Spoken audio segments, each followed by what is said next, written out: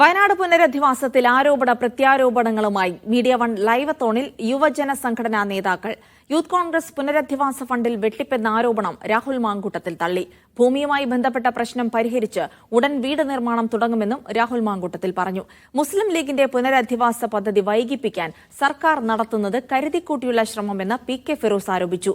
P K ഫിറോസിന്റേത് ഭൂമി വാങ്ങിയതിലെ അഴിമതി മറച്ചുപിടിക്കാനുള്ള നാടകമെന്ന് Jake C Thomas തിരിച്ചടിച്ചു. പുനരധിവാസത്തിനായി പിരിച്ച പണം എവിടെയെന്ന് ചോദിച്ചപ്പോൾ ആപ്പ് ഡിലീറ്റ് ചെയ്ത് ഓടിയ യൂത്ത് കോൺഗ്രസ് നിലപാടല്ല ഡിവൈഎഫ്ഐക്കെന്നും ജെയ്ക് പറഞ്ഞു.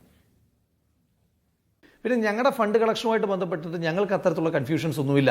ഇനി ഞങ്ങളുടെ ഫണ്ട് കളക്ഷനുമായിട്ട് ബന്ധപ്പെട്ട് ഞങ്ങൾ ഓരോ അസംബ്ലി കമ്മിറ്റികൾക്ക് നിശ്ചയിച്ച് നൽകിയിട്ടുള്ള ടാർഗറ്റ് ഉണ്ട്. ആ ടാർഗറ്റിൻ്റെ ആദ്യ ഗഡു സമാഹരിച്ച് തരാനായിട്ട് പറഞ്ഞിട്ടുള്ളത്.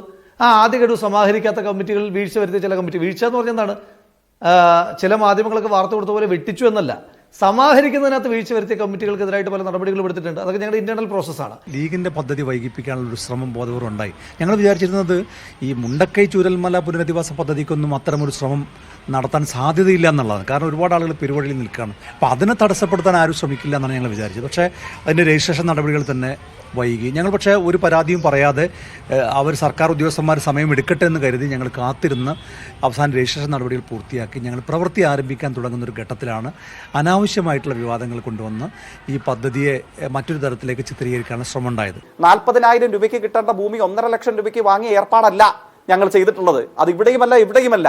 ആ പച്ച അഴിമതി നാട്ടുകാരുടെ മുമ്പാകെ കയ്യോടുകൂടെ പിടിക്കപ്പെട്ടപ്പോൾ ഒരു കാരണവശാലും ഇന്നയോളമുള്ള കേരളത്തിന്റെ ചരിത്രത്തിൽ തോട്ടഭൂമി മറ്റൊരാവശ്യത്തിനായി ഉപയോഗിക്കാൻ നിയമ തടസ്സം, ഇതിനെക്കുറിച്ച് അടിസ്ഥാന വിദ്യാഭ്യാസമുള്ള ഏത് മനുഷ്യനും അറിയാമെന്നത് ഉൾപ്പെടെയുള്ള കാര്യങ്ങൾ നിൽക്കുമ്പോൾ